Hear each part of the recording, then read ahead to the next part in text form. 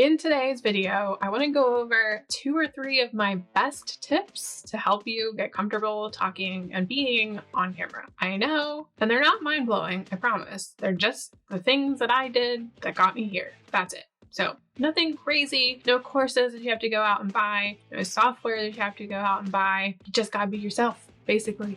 That's it.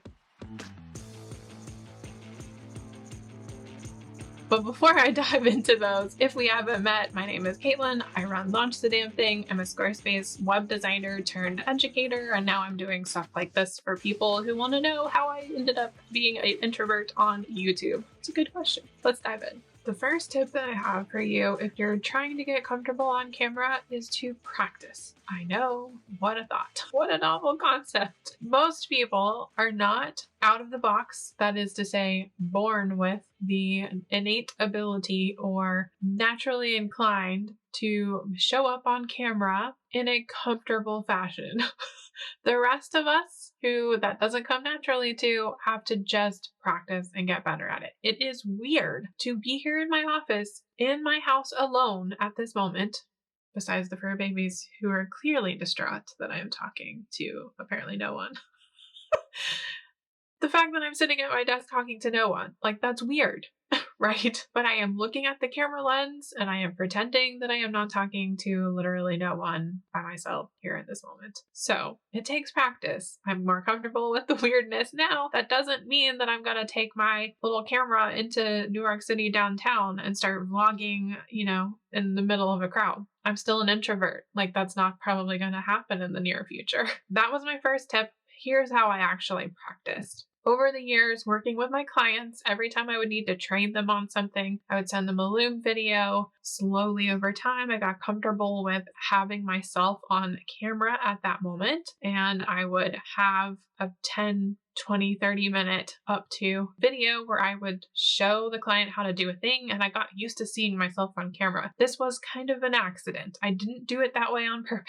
But it worked. So I would say find little ways. Do Instagram Reels. That was a large part of it too. After I started using Loom maybe in 2018 or 19, whenever they were first introduced, within like a couple of years of when they were first introduced, I found it and adapted like immediately. So I'd been doing that for a long time. But then when Instagram came out and said, we're introducing video to the platform, I was like, oh God, not another video platform. I do not want to do video. But I was like, let's just have fun with this and see where it can go. And I started doing reels to show my personality, to be funny. Mostly it was like totally not business related, totally not strategic. I was just myself. And that actually helped too. I got used to seeing myself on camera because, fun fact, when you do those lip sync videos, or at least for me, it takes like 1,000 takes to get one that actually looks semi-realistic. And so I heard myself, watched myself play it back over and over and over again. Take 1, take 2, take 3, take 10, take 20.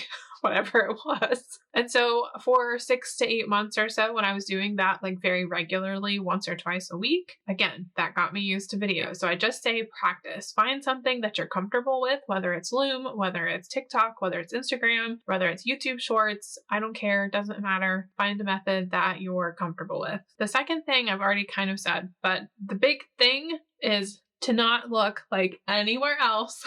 You have to look at the lens, the little like actual camera. And it's weird because even when you FaceTime with people, you don't tend to do that. When you're on Zoom calls with people, you don't do that. You look at their eyeballs. Well, in this case, there are no eyeballs. If I looked at my own eyeballs, it looks like I'm probably not looking at the camera. Can you tell the difference between when I am looking at the camera right now and when I'm looking at my face on the screen right below it? In this case, they're not that far apart from each other. In other cases, it may be more noticeable, but hopefully you can see a slight bit of a difference. It does matter. If I look at the camera lens, the viewer on the other side is going to feel like I am looking at them, and that establishes trust and likability, relatability. It's just weird when you're watching somebody talk and they're like looking over here.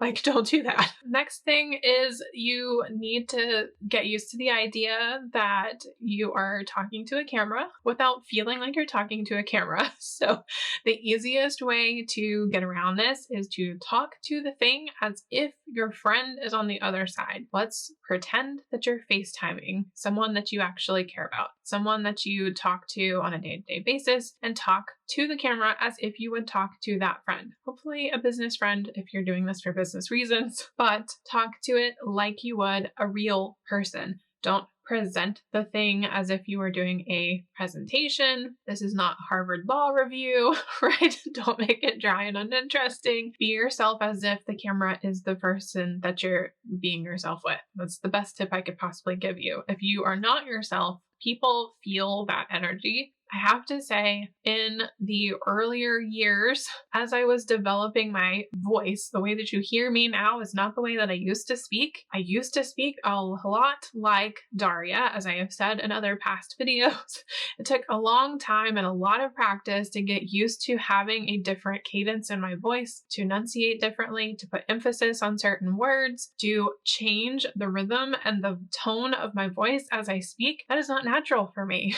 It is now because I practiced for years and years and years after loved ones told me that it was hard to listen to me because I was very monotone. I get it. It would have been boring for me to hear it as well. Part of why I didn't like hearing myself on video. It's still a little weird, but I'm a lot more used to it now because I hear fluctuations, whereas before it was like very flatlined. So, all said, be yourself and try to be an interesting version of yourself. Otherwise, no one's going to give a shit whatever you're talking about on camera. So just because you are presenting yourself good does not mean that people actually want to hear what you have to say. The last bit I've kind of already said is to be yourself and be conversational. So again, presenting this like I was at, Forbes 500 or, whatever is probably not the best method if you're trying to attract people on social medias or YouTube and the like. You really want to make them feel like they are in a room with you and you are having a legitimate conversation with them. And that is the way that you collect a following, a fandom. People are interested in what you have to say because they feel like they're in the room with you having this conversation.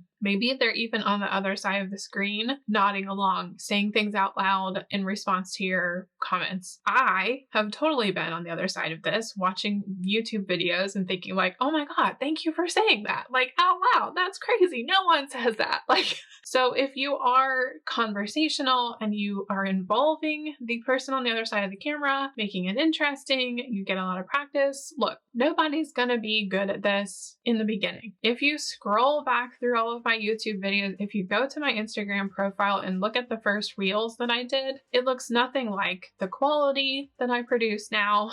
It looks nothing like the editing style that I've had anywhere in between. It looks like I'm not as comfortable on camera, but you know what? You have to start somewhere and you have to be okay with less than perfect in the beginning because you're not going to be perfect. You just can't. You can't step into a new thing knowing exactly how to do it and do it really well without a lot of practice. So again, coming back to that first tip, you have to be able to do things okay and be good at. Just be fine with that. Otherwise, you'll never get started. And the fun thing about not getting started until you're ready or until it'll be perfect is that if you had started when you weren't ready or when you knew it wouldn't be perfect, you'd be a lot further along by now. If you want to know the camera equipment that I use or what I'm filming this video with or what my microphones are and how I got started with all of this, and can you get started with your phone? Do you need special equipment? Do you need special editing software? I have a blog post for you with all of that stuff. I will make sure to leave it linked below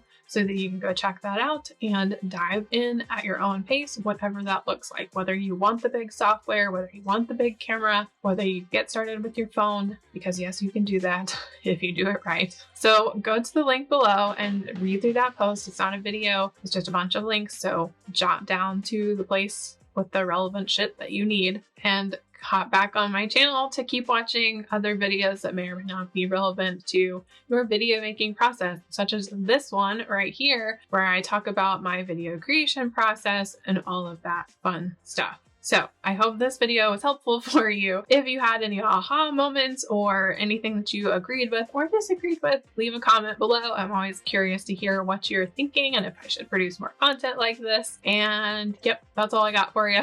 So I will see you in the next video. Bye.